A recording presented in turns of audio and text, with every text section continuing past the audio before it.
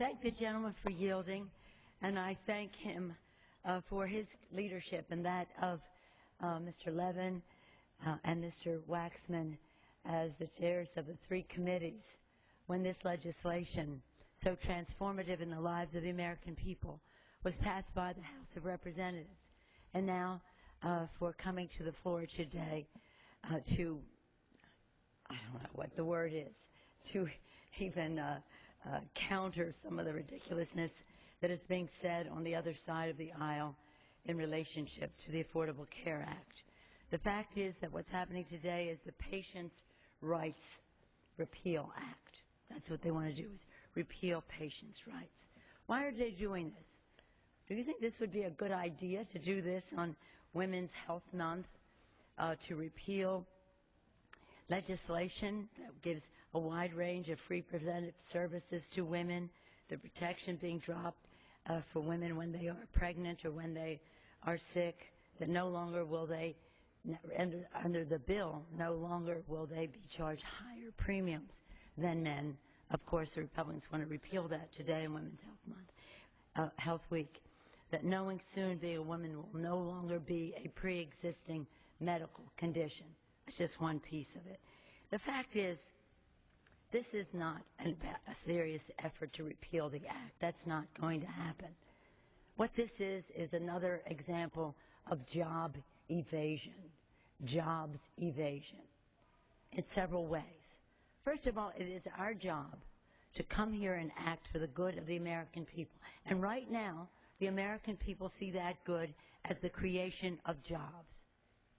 What is it, 134 days into this Congress, and the Republican majority has yet to put forth one bill out to create jobs, job evasion. Here we are today with yet another one of their subterfuges. Let's not talk about jobs. Let's use up time, and that adds to, what has it been up until now? $54 million, 43 some days spent on this, the 37th effort to repeal the Affordable Care Act. What we should be doing is what the Republicans have asked for, regular order to go to the budget table to reconcile the differences between the House and the Senate so that we can put forth a product of budget that creates jobs, that reduces the deficit, that strengthens the middle class. Instead, we are wasting the taxpayers' dollars and time on legislation that is going to undermine protections for the American people when it comes to their health and well-being. This legislation, this bill today, just gives us another opportunity for our side to talk about the transformative nature of the Affordable Care Act.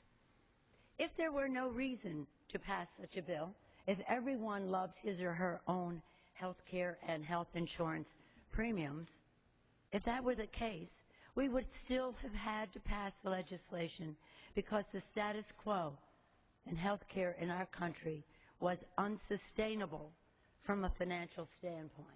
It was unsustainable for families, for individuals, for families. It was unsustainable for small businesses. It was unsustainable for corporate America. The cost of health care was a competitiveness issue as we try to retain our position as number one in the world. A competitive issue, a cost of health care, the rising health care. And it certainly was unsustainable for cities, states, and the federal government. Our budget could not sustain the rapid increase of health care to our budget. And so that's why, when the Speaker asked, the CBO responded by reiterating in a letter he sent yesterday. Yesterday, the nonpartisan Congressional Budget Office informed House Republicans in a letter that repealing the Affordable Care Act would increase the deficit by $109 billion over the next 10 years. They said that this was a figure they had given the Speaker last July. There may be some little changes in it between now and then, but that was approximately where the figure stood. So if you want to reduce the deficit, you don't repeal the Affordable Care Act, because in doing so, you increase the deficit by $109 billion over the next 10 years.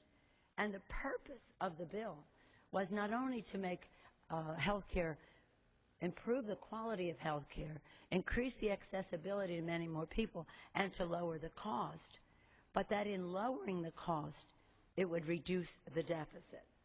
So it's a bill.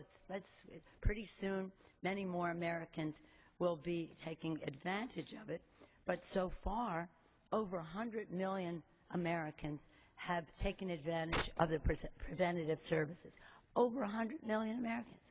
Over 100 million Americans are no longer subjected to lifetime limits on their insurance coverage.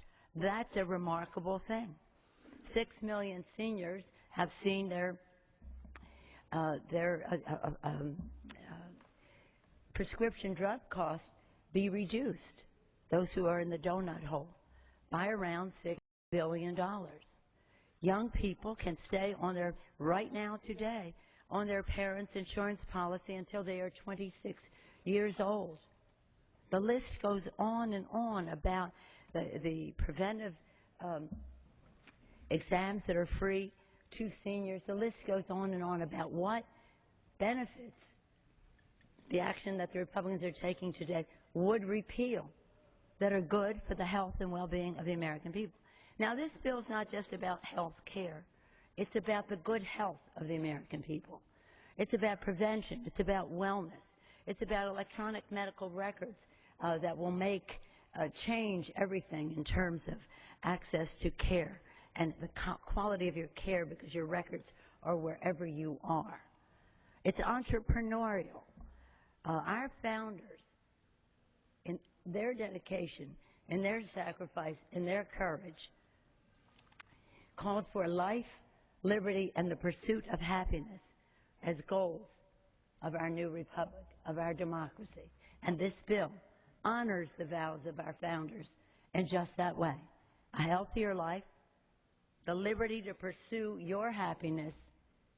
If you're an artist, or if you're a photographer, if you're a writer, if you want to be self-employed, if you want to start a business, if you want to change jobs, whatever it is, you are no longer job locked because you can only go as fast in reaching your passion and your aspirations as your health insurance program will take you.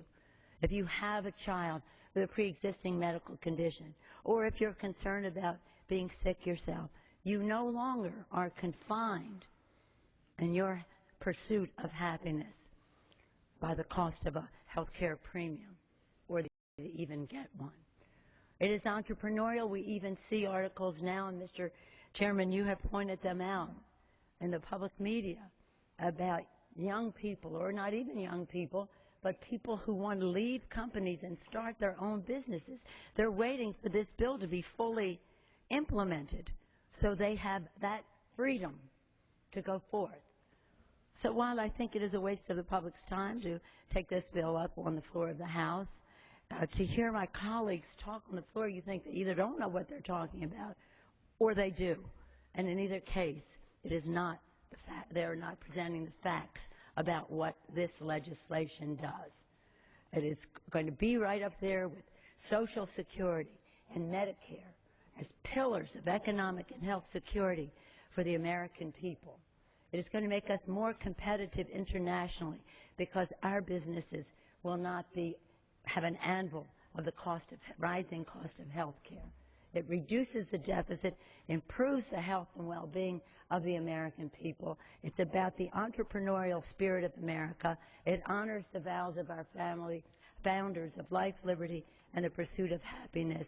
This legislation should be rejected, and pretty soon more people, as they take advantage of the legislation, will see just how important it is to them individually and how important it is to the health and well-being of our country. With that, Madam Chair, I yield back the balance of my time. The gentlelady yields back. The gentleman